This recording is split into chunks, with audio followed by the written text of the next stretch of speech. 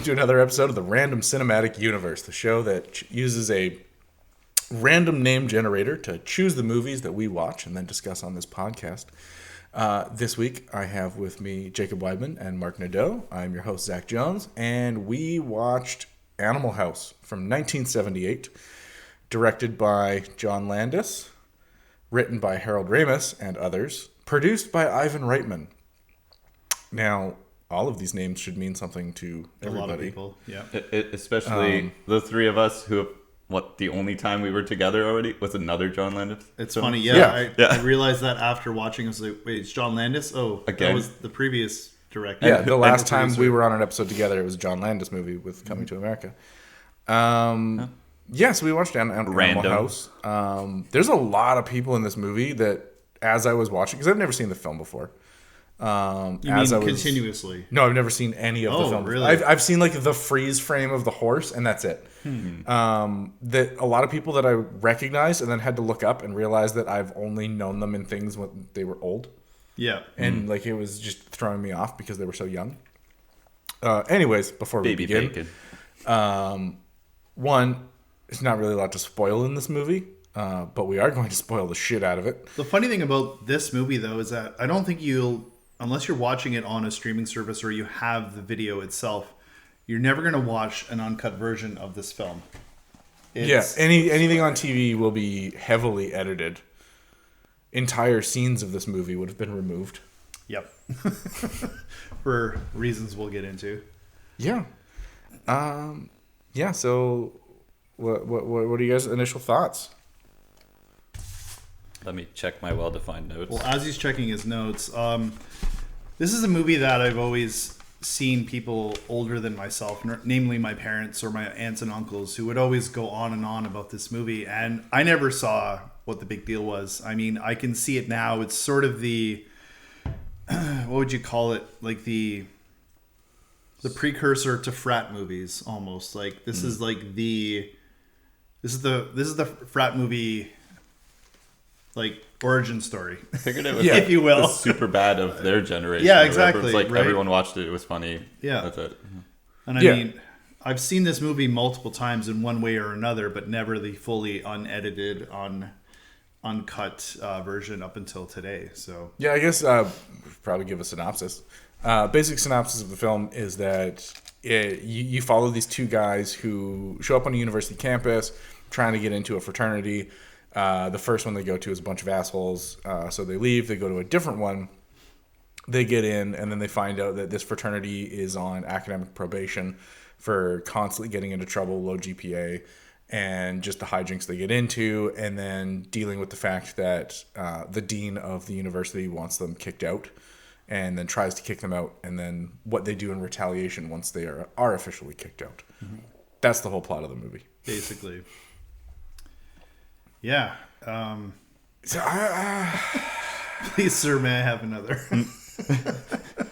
Kevin Bacon's first role. Yep. Yeah. He's getting a paddling and saying, "Please, sir, can I have another?" Do you have a timestamp when that happens, just for my own personal? I'd say within the first 15, 20 minutes. No, it's later in the film. Is it? I'd say 45 to an hour mark or something. Yeah, it's later in. Yeah. All is well. All is well. That's the that was thing that he says. I didn't understand the military uniform section of the movie. I didn't until the end. Like when they threatened to conscript them, and I was like, oh right, everyone's training for the military. Oh, was it because of Vietnam at the time? Because it was supposed to be in 62. The movie is based in 62. So, and the other thing about the movie being based in 62 and coming out in 78 is it's a previous period piece. I was thinking anybody who watched and enjoyed this movie was probably anywhere from the age of like 18 to like 40. Because this is like flashback to there were people watching this movie were like, I went to college at this time. Exactly, yeah. So they had a very clear like, we're going after these people to come and watch our movie. Yeah. Ivan Reitman? Harold Ramis? Did Harold Ramis write? He wrote it. He wrote it. Okay. Again, Ivan Reitman. Yeah, and like when showing up again. Yeah. Very random. When did SNL start? What year did it start? 76? No, 4. I want to say. I'll look it up. Okay. Yeah, so that was interesting to see. So Belushi in his prime. Well, no, this was John Belushi. Like, he had SNL fame, but this was his first like movie. 75. Okay, so like John Belushi SNL had probably been out for 2 years by the time they filmed this movie. Probably. And this was supposed to be like a good career move for him. Now, here's the thing. I've heard a lot about this film over my life, how it's like one of the all-time classic comedies. It's amazing, like kicked off John Belushi's career outside of SNL. And like John Belushi's not even that funny in this movie. No, he's just gross. He's just there. I did like his sneaky dance though.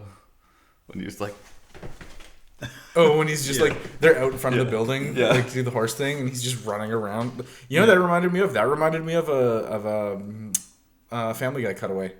I was just like, hey, remember that time we broke into the building? And you would just see Peter Griffin running around doing that. Like, which actually makes a lot of sense. Actually is exactly what it is. It's probably where they got it from. A reference to that, yeah. I thought it's like his physical humor and his emotions were like I found enjoyable, but then like obviously the food and grossness. You know what I was surprised by in this film is how many scenes there are where only one person has dialogue and nobody else around them says anything, or they'll just like make a gesture or but like there's zero dialogue. Like it'll just be one person like will talk for a moment and then somebody else will come in and just be like and then that's the end of the scene. How would a There's fraternity characters that fall away too that are just like, wait, I haven't seen that person in a while. Yeah. Where'd they go? And it's funny seeing a lot of these stars extremely young, and then they would have done maybe 2 or 3 movies in the late 70s, early 80s, and they're completely disappeared. Except for I can't remember the character's name, or Peter something. He was the detective in The Mask with Jim Carrey. Yeah. Yeah, I knew I recognized him when I was watching it. I was like, "Oh God, I know this guy from somewhere." Which he was actually, I thought he was great in this movie. Like the two guys who run the fraternity, I thought were the funniest characters. Also, what's her name? Carrie Allen, who plays his girlfriend. Yeah. I was instantly reminded of why I had a childhood crush on her from Indiana Jones. Yep. And then Donald Sutherland. Young Donald? Young-ish Donald. Was he the English professor? Or was he just... Okay, because poetry, and he's saying it's boring, and then they're going He's trying to relate and be like the cool, hip teacher to the students. But then they're smoking pot with him later. So I liked how many doors he locked and windows. So I want to talk about that. The whole pot smoking scene. How far it's come. Again, for those who don't know, we're in Canada. Recreational marijuana is fully legal here. And there's this whole scene in the movie where he's just like, do you want to smoke some pot?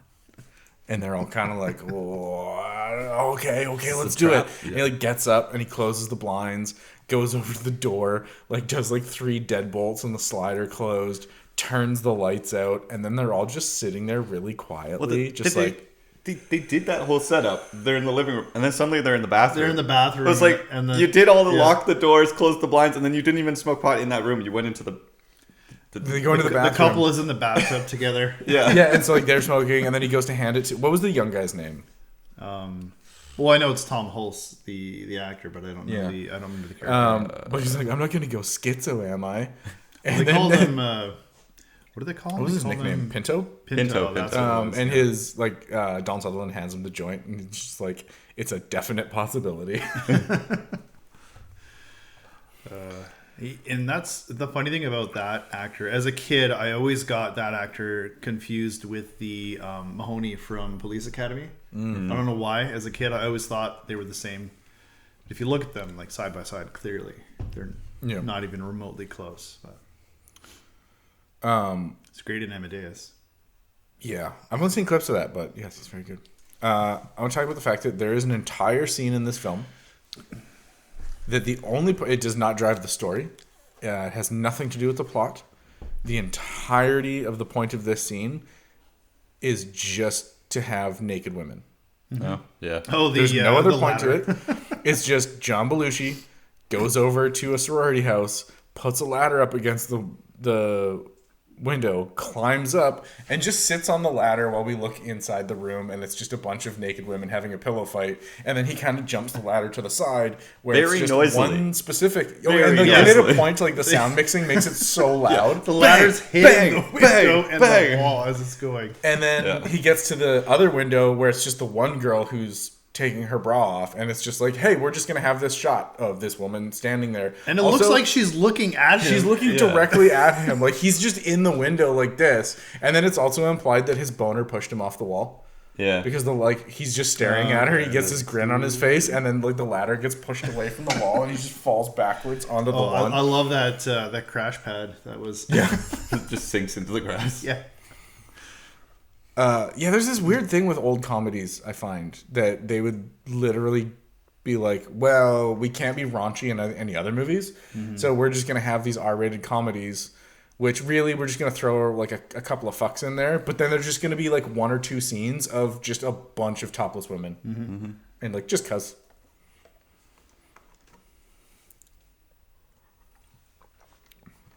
Also, Toga Party. Toga. So at some point when they realize they're in trouble, they decide to throw a Toga party. Toga. Wait. Oh, God damn it. Toga. I'll be right back. I'll be right back, guys. I do not sanction this buffoonery. Toga. Oh, no. Toga. Don't worry, I'll cover my nips, okay? Why didn't you just do this before we started the show? I just say toga. Do it. It's like when he brought up the Mr. Spook suit. Oh no, I activated a trap card. You did. Anyways, okay, so we're for those of you listening and not watching, we're just watching Jacob strip. He's just in the background stripping. Also, I realized that. I don't know how this goes. That looks alright. What, you never tried a toga before? That's not how you Not do in it. years. I also realized that I've never been to a toga party. Neither have I. And I think we need to have a crew toga party at some point. If somebody starts playing the guitar, though, it's going to happen, right? Fun fact, apparently that hole in the wall from him smashing the guitar is the only damage they did to that house through the entire course of filming that film, doing that movie, which was in an actual frat house. So it was, I was like, that was a dirty I'm ass happy house. with my decision, thank You you. look like if I researched diplomacy, you're going to attack. Is he Gandhi right now from Civ? Yes. Yeah. Anyways, so Nuclear war. they have the toga party, which is just whatever. They're having a party. But there's a scene that comes up where Pinto has met a girl at the grocery store, and they go up into somebody else's room. She shows up at the party, just starts slamming drinks. They go up to somebody's room. They start making out. He can't get her bra off, so she climbs up on top. He's got his hands under her bra. And she goes to take it off, and in the middle of doing so, she passes out and just slides away. And at first, probably one of the only moments I actually laughed out loud in the movie is as she he's got his hands up, and as she slides away, he's left just holding fistfuls of toilet paper. Yeah. That was like he like stuck his hands up under the bra, and she just like passes out. And he's just holding toilet paper. That's not the only reference to that either. Like later on, there's again toilet paper. Yeah. But then, so she just passes out. Now she's just passed out beside him with her tits out. And what I thought was for the time period, strangely progressive scene where it's the angel and the demon, where the demon's just like, fuck her brains out, she wants it. And the angel pops up and he's like, no, like you can't fucking do that to like an innocent girl who's passed out. Like, you monster. And he's like, oh yeah, no, you're right. Like, and then that's just the end of the scene. He takes her home. In a shopping cart. In a shopping cart. But like he rings the doorbell. But like he puts her clothes back on her and takes her home. And you're like, oh, okay, cool. Yeah. They made it a point to be like, no, you like, don't molest passed out women. Like, cool. Then later on in the movie, the next time they meet up again. Oh no. And they're making out in a field. Oh, he suggests drinking, and she's just like, I don't think you're even going to need the alcohol to get what you want. Yeah. And you're like, oh, okay, she likes them, and she's going to hook up with them. And then they're out in the field, and they're about to hook up. And she admits that she is 13. Which I thought was a joke, because, like... She must have It seemed like a joke at first. Because it's like, because he said, I lied to you. I've never. This is my first time. This is my first time. And she's like, I lied to you too. I'm 13. And then just cuts away. And I was what was that? To jump up and it cuts away. So now the movie is implying that we have seen a nude 13-year-old woman in the film. And then the next scene after that is them running to her parents, which is, I think, like her dad's the mayor. Yeah, her dad's the mayor. Running to her parents, being like, we have to get married.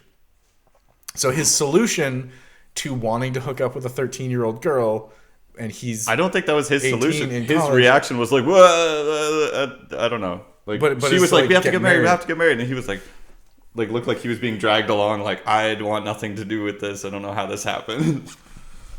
So that was a storyline that started as like, oh, okay, they're taking the moral high ground, and then just they jumped off the fucking diving board with it. I love all the alcohol abuse, the hitting on the dean's wife, oh my god, the hooking up with the dean's wife, and then the leopard print, the mirrors. His room was so nice for such a shitty house. But the funny thing is, you see that now in a lot of movies where it's a shitty frat house, but then the leader of the fraternity has the most nice, he wasn't even decked the leader. Out room. He was like wasn't he second in command? Oh, he's the second. The guy who was the leader was just like, like not. Well, as prominent, geez, I'm forgetting all their nicknames now. Otter was the dude. They called him Hoover. Hoover was the Hoover's the boss.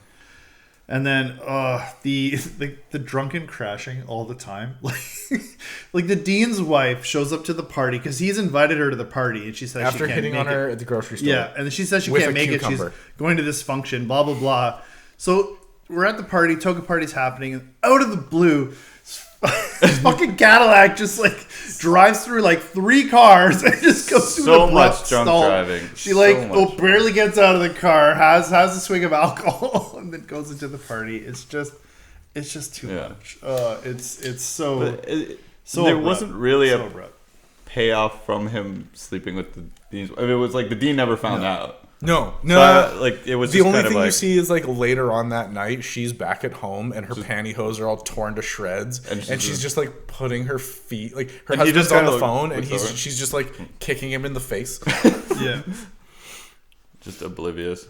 Yeah, that was hilarious though, where she was just like, "I'm a married woman," and then shows up with the only intent to just like fuck this 21-year-old kid. Yeah. Or the cucumber line. The cucumber line. The grocery store. Mine's bigger than that. Excuse me. My cucumber's bigger than that one. There's a lot of lines in the movie that I realized are referenced in other things later. I'm like, oh, that's where... Like Otter and Hoover, I think, were the 2 best characters in the film. Yeah. And what is it? Niedermeyer? Yeah, Niedermeyer. Niedermeyer has only ever been in 2 other things, video-wise. Twisted Sister, We're Not Gonna Take It, and I Wanna Rock. He's the teacher who's chewing out the kids at the beginning of the video. Yeah, he's also like played some asshole in Buffy once. And... That's right. He was... Because I recognized him Wasn't he the master? Like the original, like the alpha vampire from the original show? Or no, maybe. I don't think so. No. But yeah, there was just straight like there's no way that any of the members of that frat house, like, somebody died of alcohol poisoning before they graduated. Yeah. There's no ways they attended any classes, first of all, so it makes sense that their GPA is like 1.2. Just kicking the whole time. Yeah. But like the fact that like when they get officially like kicked out of the school, and the school comes into the frat house to like take back all the property that they've stolen from the college over the years, and somebody just tosses Bluto, John Belushi's character, a full bottle of Jack Daniels, and he slams it in one go and just goes, "Thanks, I needed that," and just casually walks away. The cow. Smashes it again, yeah. Pulling a cow out of the house. Apparently the one of the higher ups from the studio, when they were doing a test screening, saw the scene where they go into the nightclub when they're on the road trip for the first time and freaked out and was like, "There's no way this is going to start race riots. We can't put this scene in the movie." This wasn't that. I mean, it was funny though. But Richard Pryor was the one who was like, "Nah, like you got to leave it." Oh, that's good. I found it funny that It's Otis. Otis Day. Otis. It's Otis Day and the Otis Day and the Knights. Yeah. Which how would a frat house be able to get that guy to come to the frat party and well, so the thing is he became Otis Day because of that movie. Oh, really? Interesting. He changed his name to Otis Day because that's what his character's name was in the movie, and that's how people knew him by. Because it makes sense they're in the club, they're playing there. Yeah, but at the frat house, it's kind of like and when that frat house is almost like I don't like the TARDIS or something where there's just like. Suddenly there's a stage and a bar and like this fancy room. It just goes on forever and it's got like whatever look you want. Also, the fact that Otter's way to pick up a girl in a neighboring town is to read the obituaries, go through the obituaries, find a college girl who has died, and then show up pretending to be her fiance and hook up with the roommate because he's now grieving and shouldn't be alone. Nina's screen off face is hilarious right now. Her screen off face? Yes. Dyslexia is a thing. That you don't have. That I don't have. I just jumble my words. Okay, Nicolas Cage and John Travolta. But then, so like they run out of this club and just leave their dates there. And it's just like, nah, they'll be fine. They'll be fine on their own. And then it just cuts to them walking home being like, man, those guys were jerks. And then she's just like, well, I thought he was kind of cute. It's like, okay. But it was amusing. Let me look at my detailed notes. I wrote Belushi sneaky run. Ice Cube. I did like the scene where he's seducing the dean's wife. And then he's trying to put an ice cube in a glass and be all smooth because he's got this fancy leopard print.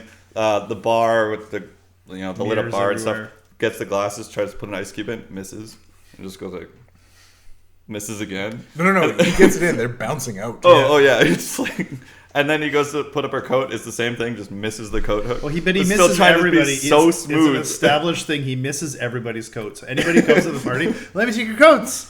And he just sort of chucks them to the side, or tries to hang up her coat, fails. Hangs up her dress, fails. Oh yeah. Like not even remotely close, like not even within 6 inches. He's just like, but full eye contact the whole time. It's like, whoops. I enjoyed that. And then there's what was the party where the guy was singing at the stairs in front of the four girls. Oh yeah. John Belushi just goes by and he's just not happy with. Stares at him for a full minute. And then just the guitar. Sorry. Flounder as a character. Oh, that was the other running thing was Flounder borrowed his brother's very expensive car, and they just progressively do more and more damage to the vehicle. Yeah, until it's fully modified. It becomes a fully modified half tank, half car tank of No, it's the parade at the end because they crash the parade at the end of the movie, and so they've turned it into what looks like a legitimate parade float that has a tank underneath it. Yeah. But yeah, it's okay. With a tank that they built in one night. He brought this up earlier. The army dudes. It still didn't make sense why the college had like an army regiment. I think so. It like back then, like everyone's being prepped. But did they have like was this like a pre-military program that the college like, offered? You get out of college, you're going to. Okay. Either way, when the warden is... No. Oh, Jesse has a question. The warden? You mean the dean? They're not in jail. The constant conflict of military and students on college campuses and where all the actual protests were happening. They didn't go to the military bases to protest it. They were protesting the on-campus pre-military programs. Okay. And also the military was helping people go through school and would have presences on campuses. Yeah. You may continue the podcast. Well, now I forgot what I was going to say. Thanks. Cool. Have a taffy. Yeah. Oh, taffy boy. Taffy. It's not to be. Yeah, I wrote military college question mark until. Oh I got to yeah. the end, So the dean, when the dean kicks them, the warden. When they're all in jail. Like, but when he's explaining that they're all expelled, then makes it a point to be like, oh, by the way, I called every draft office in your hometowns and told them that you're available for conscription. Like, is that legal? Can a college professor just call up and be like, hey, this person, yeah, they'd love to be drafted for the military? Like, I mean, they got an entire regiment. Everyone got kicked out of school. I love the legal argument though. Like when they're in court or whatever, like school court, and so he's like, okay, I don't think it's fair that one bad apple should ruin it for all of us. And by that point, one bad fraternity ruins it for all the other fraternities, and one bad school ruins it for all schools, and the entire education system. You're just shitting on America now. Like it just keeps going. Why do you hate America? And I'm not going to sit here while you insult the United States of America. I'm like, I like that. It's a semi-valid argument. Okay, because this is also in the era of absurdist humor, peeking through into American comedy. When the one student who only shows up for a scene or two, like there's the marching band in the parade. He runs out, shoves the conductor out of the way, grabs the baton, and leads them down an alleyway, and then just puts the baton up against a wall at the end of the alley, and the marching band just marches straight into the wall, and then they all just stay there for the rest of the movie, and every once in a while it cuts back. They're still trying to play. Like, the marching band trying to play, but trying to walk into this wall. And also because I'm assuming those were background extras. One of them straight up snapped their trombone in half when they walked into the wall. What was the L&D on that? Just like a full trombone that just snapped in half. I mean, it did happen on one of our movies. It makes me wonder how many of these stunts people got injured doing, because I'm thinking 78, they're probably not super strict on safety. They had a full-on float/car/tank crash into the wooden bleachers where they had like 5 or 6 people, 3 main actors. Just not safe. Okay, so let's round back to something that happened at the beginning of the movie when they take the horse into the office and they hand Flounder a gun with blanks. They tell me he has to kill the horse because the horse... They convince him that he hates the horse and he has to kill the horse. Yeah. And so he goes in and he fires the gun at the ceiling, and there's this freeze frame of the horse's reaction. And a thud sound. No, but the freeze frame. Because that's like one thing I've seen before. I've seen it pop up in clips of other stuff. I've seen it parodied.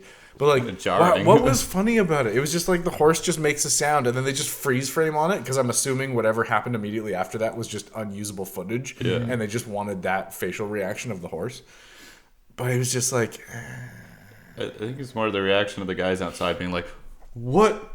He actually killed it? If they had just seen him like hold the gun up and pull the trigger, and then it just cut to outside the room and you hear the thud, then that would have been fine. I don't know. There's a couple things in this movie that were clearly like the like big jokes where I was just like, I think it's just more the humor of the time, I guess. And well, like Jesse and I were talking about this earlier, like it was a very different time for comedy, and I talked about it when we were talking about Coming to America. Mm-hmm. But even like other comedies I've seen of the era that I've found funnier. And now, granted, this could also be because we had just wrapped a film we were working on.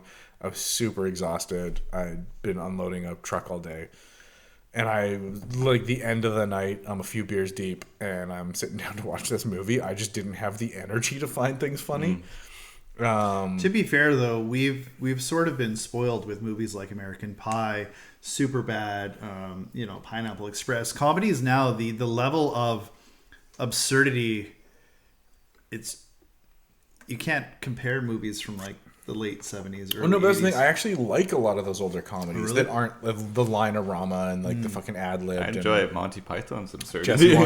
Jesse wants to be in this episode. No, I just have relevant information. So this was the first movie that National Lampoon did, which previously was a college campus comedy magazine. Yes. So this might just be the translation of their first form from written article-based cutaway comedy to a full feature-length film. Yeah. And some of the cutaways didn't work, just like some of the articles in their magazine just didn't. Yeah, that's true. Was there second one Vacation, or? Vacation was later. Much later, I guess, hey? Because Vacation is amazing. And National Lampoon was making movies up in... Because, like, Van Wilder's a National Lampoon movie. Yeah, like late 90s? Or early 2000s? Into the 2000s. Early 2000s. Which, that's actually interesting now. It would be an interesting thing to bookend Animal House with Van Wilder, like one college campus crazy movie. They're with essentially the same movie, but like 30 years apart. Oh, for sure. Yeah. 25 years apart, however long that would be. I mean, Christmas Vacation has become an institution for most. So. Yeah. That's probably the one I've seen the most, and then. Have you seen European Vacation? Yeah, that one's funny. I don't know what it is about that one, but that one gets me every time. Rusty meeting the Swedish girl, just. Yeah, isn't it a running joke that like Rusty's played by a different actor in every? No. So in the first two, it's the same act. It's the same kid actor. Galecki? But in Vacation, it's one actor. And Christmas Vacation's Johnny Galecki. And then in European Vacation, it's the same actor. He's much older. He's like almost as tall as Chevy Chase. And then Johnny Galecki's like 5'6". No. So in Christmas Vacation, it's Johnny Galecki in Christmas Vacation. Okay, well then it's a different one in Vacation. Yeah. That's what I'm saying. It's a different actor in every movie. We will take questions after the. No, he's looking up. So when Animal House, National Lampoon's Class Reunion, National Lampoon's Movie Madness, then National Lampoon's Vacation. So those other two I've never heard of. And then Joy of Sex, then European Vacation, then Christmas Vacation. Christmas Vacation, which is arguably their most famous one, probably successful too. Was the seventh movie. Mm-hmm. And they had one come out as recently as 2015. National Lampoon, Drunk, Stoned, Brilliant, Dead. Huh. Interesting. I'm going to have to go down a National Lampoon rabbit hole. I feel like National Lampoon, like there was like Mad TV did a sketch comedy show. SNL has released movies. I think with National Lampoon, they had a couple of hits. Most notably was like Animal House and then their Vacation series, but only a couple of the Vacation movies. But other than that, it's been like they've put stuff out, but it's been really hit or miss. They also have like 9 TV movies. I don't understand how that's feasible. No. Yeah, who knows? Well, after American Pie 3 or American Pie, so it was Wedding. They had Wedding, and then there was a bunch of like really crappy knockoff ones like Bandcamp and whatnot. And then they got back together for Reunion like 10 or 15 years later. But it's the same sort of thing. Like you start a low budget comedy like that. If they start a franchise, so to speak, it's probably just going to be TV movies after the first couple of successful. But even when you look at like, I'd be interesting to look at the budget behind Animal House because there was some expensive stuff in that movie. Yeah, $3 million. Wow, that was a $3 million. Yeah, with $3 million in 1978. I mean, like he's talking like, about the car damage today. He's like, "This is gonna cost me a couple $100 to fix that car." I'm like, that would be like $10,000 today. Like, what? Easily. Jeez. It's dented. You can barely hear. Is it? Yeah. Okay. Did you guys have a quality issue with? Because I was watching it on Netflix, and it looked like they had taken the original print and they put it on like DVD quality, maybe 480p, and then so I'm watching it on my computer screen, Netflix.com, and it's just like instead of using my Amazon Fire Stick, I wanted to be able to type notes. And I was just surprised that the quality looked like I'm watching a 480p YouTube video. It was bad. Sometimes it happened where they literally, it's just like old, like they just converted the VHS tapes over. Yeah. They haven't gone back and done like a full. No, it definitely hasn't been remastered. Yeah, they went on that YouTube to MP3 converter website. That no one knows the name of, by the way. They just Google YouTube to MP3 every time. Nobody knows what it's called. You used to get rid of the triple W and type in PWN and then the rest of the link, and it would just it would just send you there. Yeah, that's the end of my notes, Zach. No, I'm just laughing at the fact that you, like in a category, like for cinematography, you have Belushi Sneaky Run, acting, you have Ice Cubes, and production design, you have Shopping Cart. This is the notes I usually take notes, and this time I forgot to bring them. Hey, so. I took notes this time. This is the one time I actually intentionally didn't take notes while I was watching the movie because it had been so hyped up my entire life as being this like amazing comedy, and I just wanted to experience the film and not be like losing anything by stopping paying attention to write notes and stuff. Did it feel long to you guys? The length of No, it didn't actually. It did for me. Yeah. I got halfway through and I'm like, there's still 50 minutes. Like what? Like it's what, an hour 48 ish? I think so. I don't know, because like It looked like the bar looked like it was 2/3 of the way through, and then it said 45 minutes remaining, and I was like, whoa, oh, okay. We had a bit of a time constraint. Jacob and I both watched it. This morning, so it was kind of a scramble. I started watching it at 11:30 last night, when I should have been asleep. Oh, well, it was great. Yeah. My only other notes are Ivan Reitman again, 2 in a row.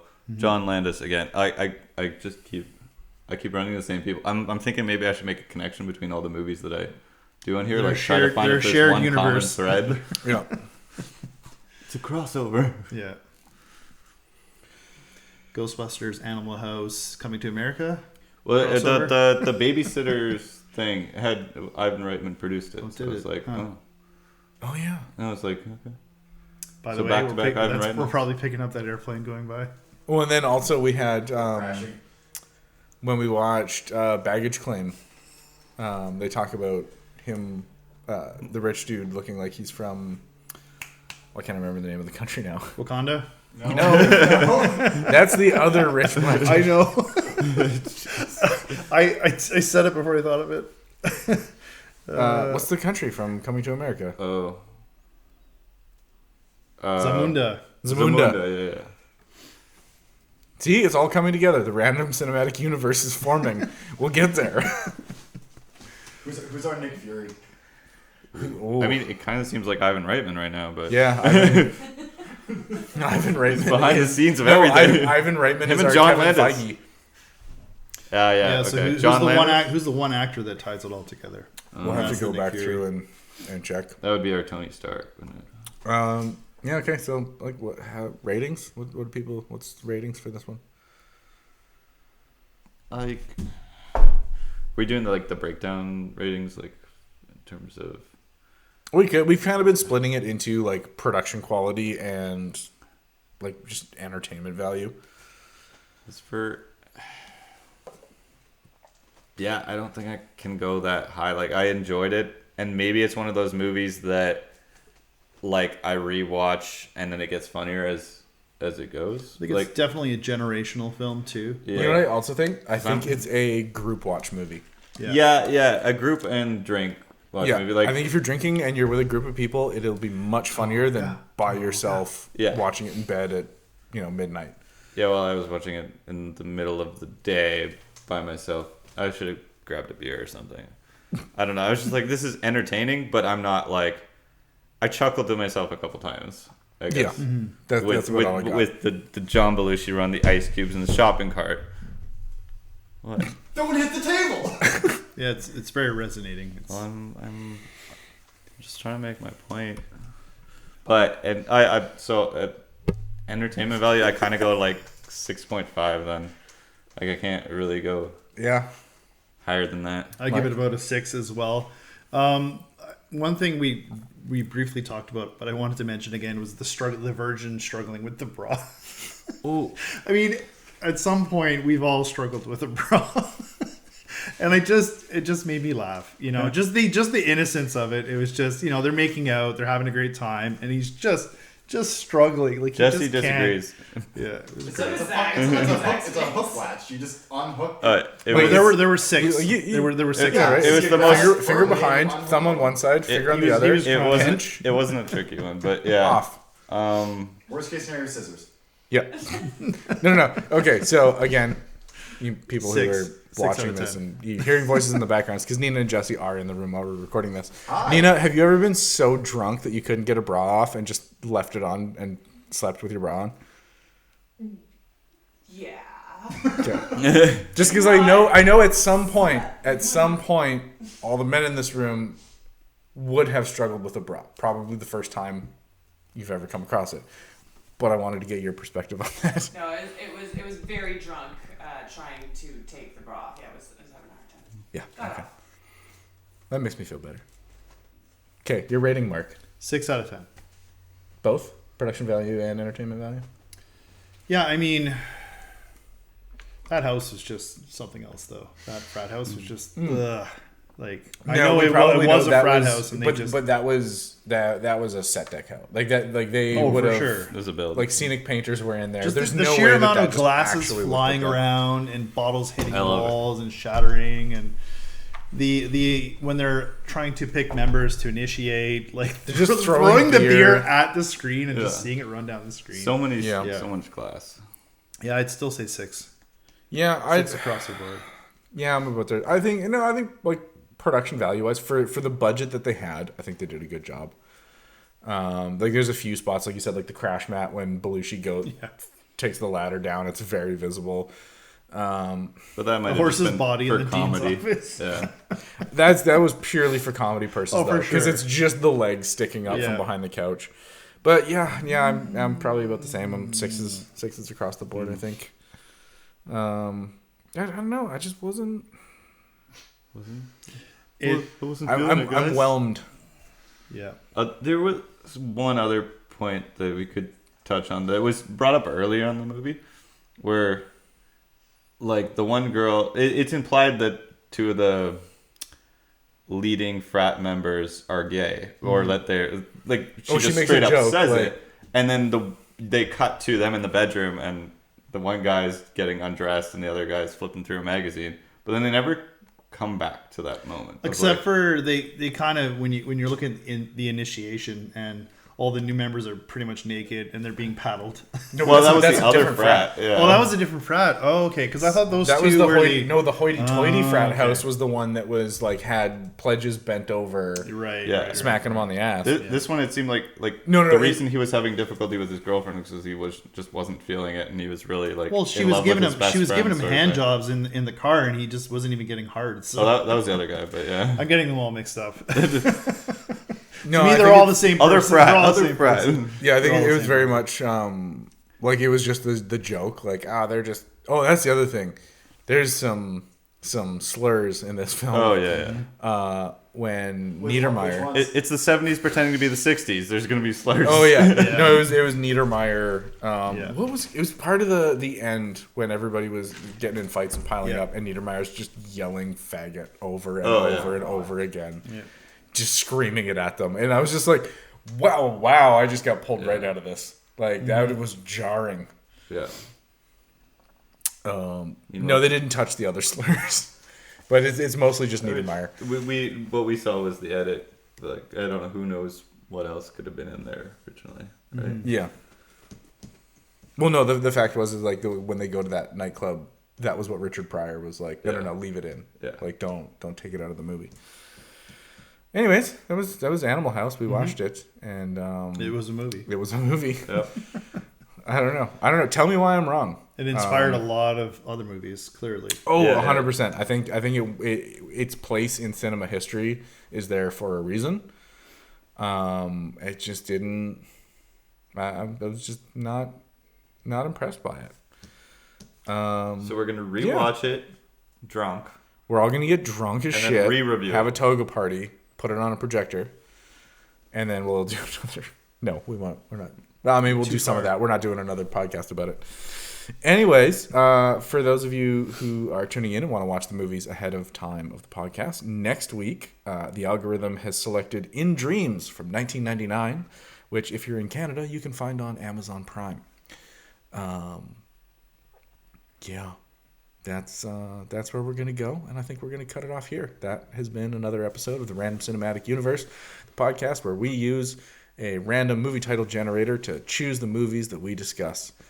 If anybody out there wants to sponsor us, that would be fantastic. Anybody who has a good sugar-free iced tea, hit me up, and then I can have a label on my iced tea bottle here instead of trying to hide the fact that there's really only one iced tea that comes in a square bottle. Toga, toga, toga, toga, toga, toga. And that's enough to cut I off. love toga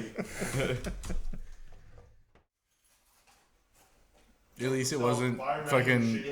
I had so we originally had there were these headphones and then a pair of white, a pair of blue, and a pair of black. Yeah. And Jeanette threw them all away I think the first day. because they were at the Delta.